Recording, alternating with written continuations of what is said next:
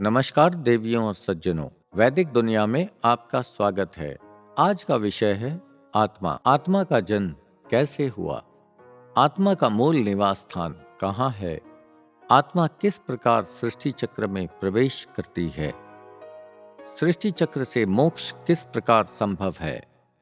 ज्योतिर्बिंदु परमात्मा शिव और ज्योतिर्बिंदु ओमकार माता शक्ति के भोग से ही ज्योतिर्बिंदु आत्माओं का जन्म हुआ है। सभी आत्माओं का मूल निवास स्थान शिवधाम ही है, जहां परम शांति है। वहां किसी भी प्रकार का कर्म संभव नहीं होने के कारण सुख और दुख है ही नहीं। पृथ्वी पर लोग इस स्थान को अनेक नामों से जानते हैं, जैसे स्वर्गलोक, परमधाम, जन्नत, हेवेंस इत्यादि इत्यादि। परंतु इस स्थान का वैदिक नाम शिवधाम ही है। परमात्मा शिव इसी स्थान से सृष्टि का संचालन करते हैं। यह स्थान वायुमंडल के ऊपर मौजूद है, जहां आकाश तत्व के अलावा कुछ भी नहीं। सभी आत्माएं लिंग स्वरूप विभाजित हैं और इसीलिए हम इन आत्माओं को नर, नारी और किन्नरों के रूप में देखते हैं। शिवधाम से आत्मा पृथ्वी को देखती है और सृष्टि के भोगों का आनंद लूटने हेतु ललाहित भी होती है। परमात्मा शिव ने एक भोगी सृष्टि का निर्माण आत्माओं को आनंद ग्रहण करने हेतु ही किया है।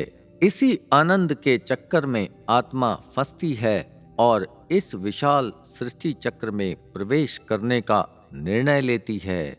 शिव और शक्ति की बनाई इस सृष्टि चक्र में प्रवेश से पहले आत्मा के मन को परमात्मा शिव से सृष्टि कल्याण का एक संकल्प धारण करना पड़ता है। सृष्टि कल्याण के संकल्प को शिव से मन धारण करता है और आत्मा, मन और कुंडलिनी इस सृष्टि चक्र में जन्म ग्रहण करना शुरू करते हैं।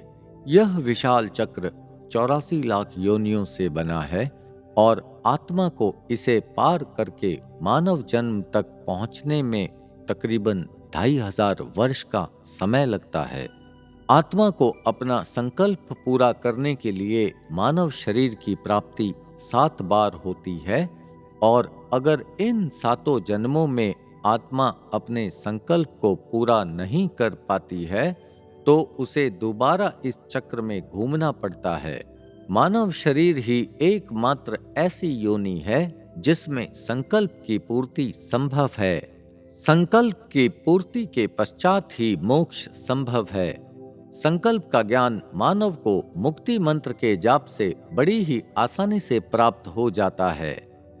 आत्मा को जन्म मरण से छुटकारा तो संकल्प की पूर्ति के पश्चात ही मिल पाता है, अन्यथा इसे इस जन्मों के चक्रव्यूह में घूमना ही पड़ता है। आत्मा का स्वरूप ज्योति का होने के कारण तत्वों को जलाकर ऊर्जा उत्पन्न करने का कार्य भी आत्मा ही करती है। शरीर में आत्मा ब्रह्म स्थान यानी हृदय का स्थान की गहराइयों में निवास करती है और भावनाओं की उत्पत्ति करती रहती है, जिन भावनाओं के आधार पर प्राणी जीव कर्म संपन्न करता रहता है। प्रत्येक आत्मा का अपना स्वभाव होता है, जो जीवन में तो क्या जन्मों में भी नहीं बदलता। आत्मा परमात्मा शिव की संतान होने के कारण इसमें उन सारी आत्मिक शक्तियों का समावेश है जो परमात्मा शिव में समाहित हैं। आत्मा के बारे में अगर आपका कोई सवाल है तो कमेंट बॉक्स में कृपा कर लिखें और यहाँ हम विश्राम लेते हैं। फिर मिलेंगे आपसे दूसरी नई जानकारी के साथ। धन्यवाद।